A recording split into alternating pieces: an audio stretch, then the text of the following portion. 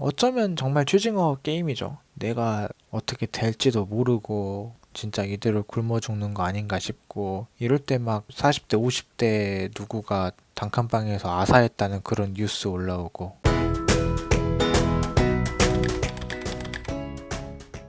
제 구독자 중 한 분이 취준 스트레스, 취준 멘탈 관리 이거에 관련해서 질문을 주셨어요. 어떻게 하면 좋겠는가? 근데 이게 취준 스트레스는 내가 어떻게 하고 싶다고 해서 어떻게 할 수 없는 대표적인 일들 중에 하나거든요. 뭐 노력하면 뭔가 되고 이게 아니에요. 흔한 말로 운빨이죠. 어쩌다가 아는 사람네 회사 가서 일을 하게 될 수도 있는 것이고 그래서 사실 이 취준은 뚜렷한 방법이 없어요. 그러니까 그냥 나를 잘 돌보는 방법밖에 없어요. 될 때까지. 이제 여기서 돌본다는 게 이제 무조건적으로 막 멘탈 관리해야 되니까 맨날 먹고 놀아야지 뭐 이런 건 아니고 뭐 그러란 얘기는 아니고 그렇게도 이미 안 하실 걸 아니까. 그리고 그렇게 할 수 있는 사람은 취준 스트레스 같은 걸 모르고 살 테니까. 그러니까 별 상관이 없습니다. 따라서 우리는 취준이 될 때까지 무너지지 않도록 잘 잡아줄 방법을 고민하는 수밖에 없어요. 그래서 그 멘탈 관리에 대해서 얘기를 들은 다음에 이거를 쉽게 말씀드리기가 되게 힘들더라고요. 어떻게 하면 된다라고 얘기하기가 되게 힘들었어요. 취직이 안 되는 데는 정말 길고 긴 이유가 있으니까. 놀아서 취직 안 됐어. 뭐 이렇게 해결할 수 있는 문제가 아닌 거 다들 알고 계시니까요. 그래서 이걸 휴먼 디자인의 관점에서 해석을 해보려고 했습니다. 제가 취준일 때 뭐가 제일 무서웠냐면요. 지금 내 상황이 바뀌지 않을 것이라는 게 그렇게 무서웠어요. 취준생들이 고통받는 건 어쩌면 이 무서움, 두려움 이게 아닐까. 그리고 두려움을 관장하는 세 가지 센터 중에 가장 원초적인 건 스플린이니까요. 여기는 정말 생존에 직접적으로 관여를 하니까 이 스플린에 관한 내용을 쭉 뽑아봤습니다. 이 스플린에 있는 이 7개의 게이트는 전부 다 두려움이에요. 다 두려움. 48번 기피의 게이트, 이거는 해결을 해야 되는데 못할까봐 두려워.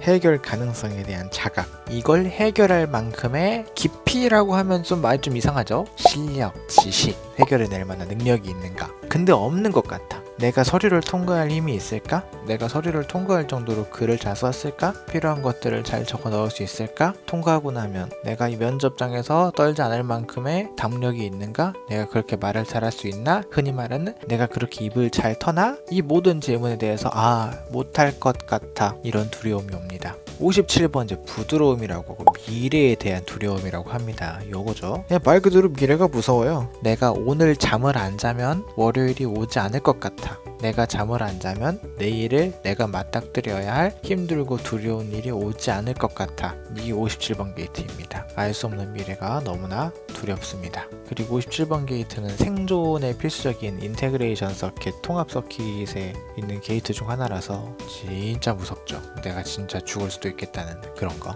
자, 44번 경계태세, 과거에 대한 두려움. 이건 또 과거가 두렵대요. 57번은 미래가 두려운데 과거에 내가 했던 어떤 일이 나를 덮칠 것 같다는 두려움이에요.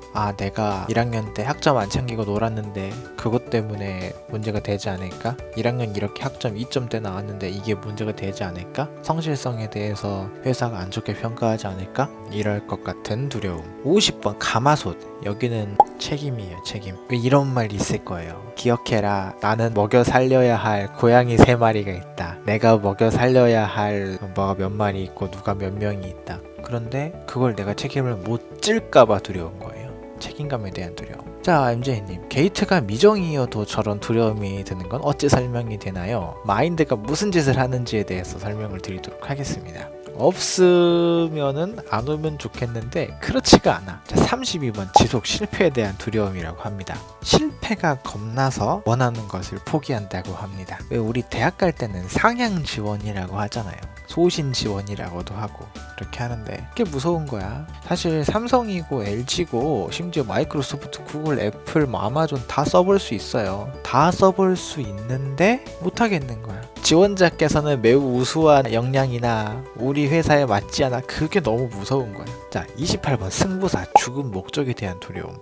이거는 아무것도 남기지 못하고 갑자기 죽어버리면 어떡하지? 인생은 투쟁인데, 승부인데, 하다못해 만화에서도 자기의 꿈을 이루기 위해서 목숨을 내놓아야 한다면 내놓을 거라고 하는데, 나는 내놓을 수 있나? 설령 내놓는다고 해서 내 꿈을 이룰 수 있나? 내 목적을 이룰 수 있나? 자, 마지막 18번 교정, 권위에 대한 두려움이라고 합니다. 다른 사람의 비판을 겁내거나 지나친 자기 비판을 한다고 합니다. 쉽게 말하면 굉장히 빡빡한 거예요. 엄청 빡빡해. 필요에 따라서 어떤 회사를 들어갈 수도 있고 아닐 수도 있고, 경력 쌓기용으로 좀 빡빡한 데에 들어갈 수도 있고, 좀 힘든 곳을 들어갈 수도 있고 아닐 수도 있고 하는 건데, 근데 그게 안 되는 거야. 무서운 거야. 두려운 거야. 결국 다 두려움입니다. 이 두려움들의 특징은 내 눈앞에 지금 사자 한 마리가 으르렁 데리고 있어서 두려운 게 아니에요. 진짜 사자 한 마리가 내 앞에서 침을 툭툭 흘리면서 그르릉 그르릉 거리면서 무서운 게 아니라 무엇 할 것 같아서 두려웠습니다. 할 것 같아. 자, 미래에 대한 두려움. 미래는 오지 않았어요. 내가 수백만 가지 미래를 걱정하고 두려워해도 그 중에 하나 올까 말까 합니다. 과거에 대한 두려움? 진짜 그럴 것 같아요? 과거에 대한 두려움도 이것도 보장할 수 있는 두려움도 아니야. 책임감의 두려움 다들 알잖아요. 어찌어찌 하는 거, 어떻게 되는 거. 실패에 대한 두려움, 원래 실패는 하는 거예요. 실패와 후회는 시도의 결과물입니다. 그건 당연히 따라오는 겁니다. 잘해도 따라오는 거, 못해도 따라오는 거. 죽은 목적에 대한 두려움? 그거 어떻게 알아? 아직 오지 않은 것들입니다. 전부 다요. 근데 아까 MJ님이 이렇게 말씀하셨죠. 게이트도 없는데 왜 두렵냐? 나 없는데, 다 있는 거 아닌데. 마인드 때문이죠. 걱정입니다. 무엇 할 것 같다. 무엇 할지도 모른다. 이런 것들을 이 마인드가 장난을 칩니다.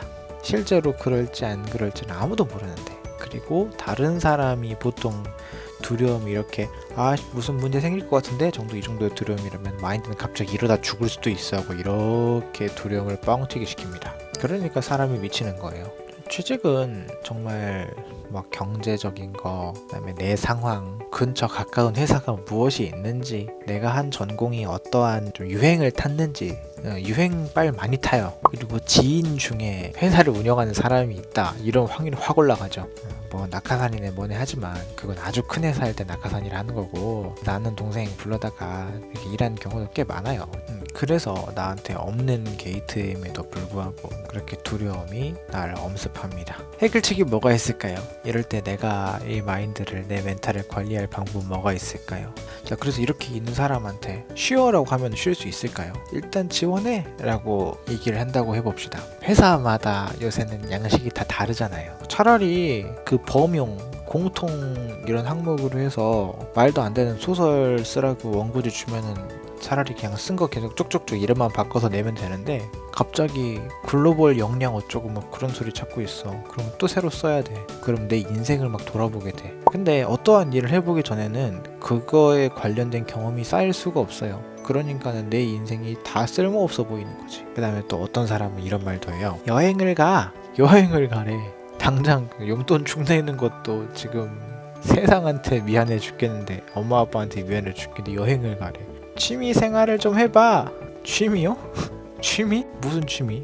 무슨 취미를 가지라고? 결국에는 정말 이 취준 스트레스는 무슨 말을 들어도 다 소용이 없어요. 이런 이 근본적인 두려움을 해결할 방법, 사람의 힘으로 어떻게 인위적으로 해결할 수 있는 게 아니야. 방법은 사실 하나밖에 없어요. 그런가 보다. 이것밖에 없더라고요. 그 다음에 일찍 자기, 정확히는 많이 자기, 그런가 보다 하고 많이 자기. 이 두 가지가 제가 생각한 유일한 방법이었어요. 자, 깨어있는 시간. 이때는요, 무조건 스트레스가 쌓여요. 깨어있으면 반드시 이 사람에게는 스트레스, 압박감, 이게 반드시 쌓일 수밖에 없습니다. 특히 밤. 다른 사람들은 밤에는 보통 자요. 사람은 보통 밤에 자잖아요. 그리고 밤에 작업하는 걸 좋아하는 사람들은 그 시간 동안에 아무한테도 연락이 오지 않는 그 혼자만의 시간이 너무 좋은 것도 있습니다. 제가 가끔 편집할 때 밤에 하는 게 이런 이유이기도 해요. 그런데 취준 상태에서는 밤에 뭘 하냐면 안 자고 SNS를 해요. 남들 화려한 거, 그걸 그렇게 계속 보게 돼요.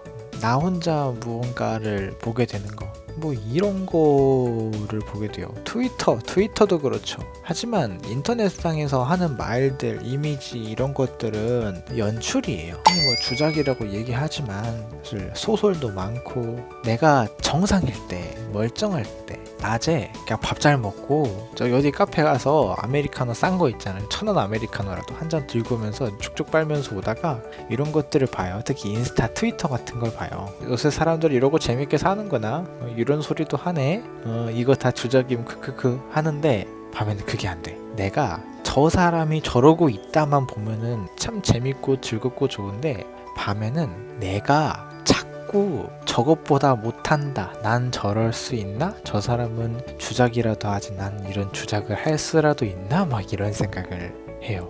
그게 사실 생각을 하는 게 아니라 생각이 돼버려요. 밤이 그래요, 밤이. 그렇지, 감성이지, 감성 타임이야. 차라리 글을 막 쓰고 막 그렇게 하면은 차라리 나한테는 피해가 없어. 근데 그거를 보고 자꾸 나랑 비교를 하게 돼요. 예를 들면은 우리 막 쓰레기 남친 여친 썰 있잖아요.